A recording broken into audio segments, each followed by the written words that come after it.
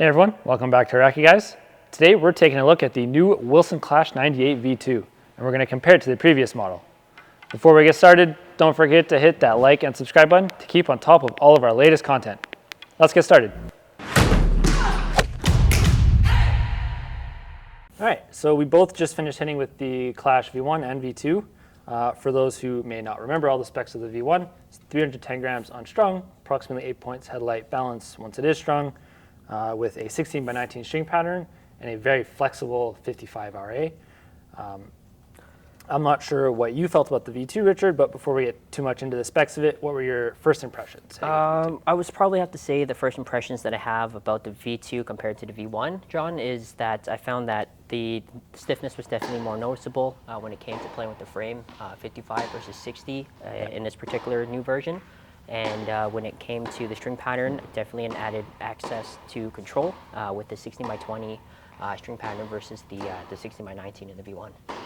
I'm not too sure, again, what you felt, but that's definitely something that I noticed. Yeah, I definitely noticed that 16 by 20 string pattern definitely gave it a little more solid feel. I also liked actually the slightly lower launch angle I got with the 16 by 20. Yeah. Couldn't actually help but compare it to my V-Core Pro as well because it's such a similar weight and balance.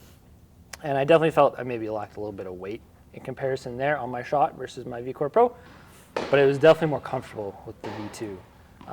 Another big thing I noticed with the V2 versus especially the V1 is the redesign of the hoop.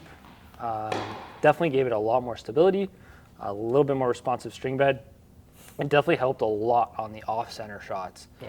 A lot more forgiveness there. Both of them are very comfortable on off-center shots, thanks to them being super flexible, but on off-center hits, the V1 kind of lacks a bit of forgiveness, whereas the V2, even on those off-center shots, you can still get a halfway decent result, which is definitely a bonus. Yeah, that's what I noticed about too, how they changed the top of the hoop in the V2 is the first thing I felt when I was actually hitting some of my ground strokes. I found that it was just a little bit more noticeable when I was swinging. The racket just felt like it traveled through the air just a little bit faster than the V1. But when it came to, again, my volleys, same thing, a little bit more forgiving when it came to hitting with the 16 by 20 string pattern.